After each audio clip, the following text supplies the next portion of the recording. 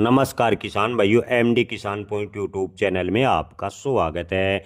धान के भाव में बनेगी क्या तेजी? भारतीय निर्यातकों ने की मंत्री निर्मला सीतारमण से बैठक। जी हां दोस्तों, आपको बता दें कि भारतीय चावल निर्यातकों ने केंद्रीय मंत्री निर्मला सीतारमण से बैठक की है और चावल निर्यात में छूट को लेकर सरकार से मांग की है। किसान भाइयों, आपको बता दें कि सरकार ने भारत से बासमती, गैर बासमती व टूटे चावल के निर्यात पर जो भी शर्तें थी उसे हटा लिया और चावल निर्यात करने को लेकर निर्यातकों को पूरी छूट दी है। लेकिन भारतीय चावल निर्यातकों के संघ यानी IREF ने आने वाले केंद्रीय बजट 2026 में चावल निर्यात मजबूत करने के लिए सरकार के वित्त मंत्री श्री निर्मला सीतारमण से मुलाकात की है और मांग की है कि अगर निर्यातकों को टैक्स में छूट, सस्ता कर्ज और ढुलाई यानी लॉजिस्टिक्स में मदद मिले तो भारतीय चावल दुनिया के बाजार में और भी ज़्यादा अपनी प्रतिष्ठा बनाएगा।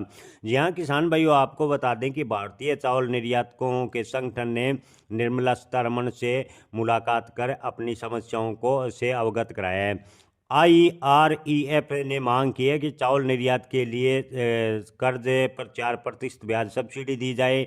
इसके अलावा चावल को खेतों और मिलों से बंदरगाह यानी ICD तक पहुंचाने में आने वाली लागत को कम करने के लिए सड़क और रेल भाड़े में 3% तक सरकार मदद करे। फेडरेशन ने यह भी कहा कि निर्यातकों के उत्पादकों पर शुल्क और करों की छूट योजना यानी रोड टैप के तहत निर्यातकों को जो भी टैक्स वापसी मिलती है उसका भुगतान समय पर सरकार को करना चाहिए।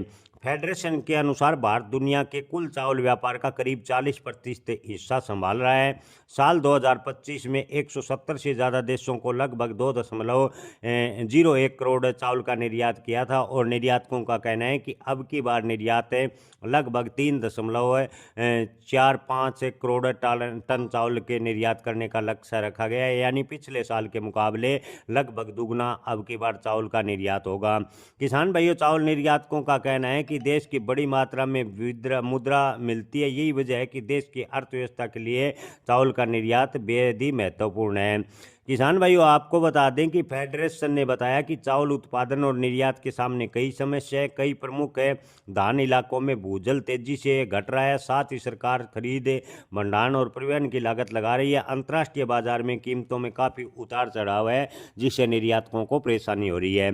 किसान भाइयों, फेडरेशन ने वित्त मंत्री निर्मला सीतारमण से मुलाकात की है और अपनी समस्याओं से अवगत कराया और उनका निर्यातकों का कहना है कि अगर सरकार निर्यातकों की सहायता करती है तो धान के भाव किसानों को भी अच्छे मिलेंगे, किसानों को भी अच्छी लागत से धान निर्यातक खरीदेंगे और उनको भी निर्यात करने में सुविधा होगी। आपको बता दें कि भारत इस समय लगभग 27 देशों को चावल निर्यात कर रहा है और निर्यातकों का कहना है कि लक्ष्य लगभग 70 देशों को चावल निर्यात करने का रखा गया है। किसान भाई, ओवरऑल स्थिति देखें तो आने वाले दिनों में अगर चावल निर्यात को लेकर सरकार कुछ प्रोत्साहन और देती है तो धान के भाव में अब की बार ठीक ठाक तेजी देखने को मिल सकती है, खास तौर पर बासमती धान में। जय किसान, धन्यवाद।